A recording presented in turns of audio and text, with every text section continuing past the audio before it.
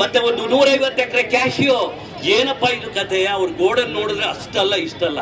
ಯಾಕೆ ಅಂದ್ರೆ ಅವರ ಕೃಷಿಯನ್ನ ಪ್ರಧಾನವಾಗಿ ಅವಲಂಬಿಸಿದ್ದಾರೆ.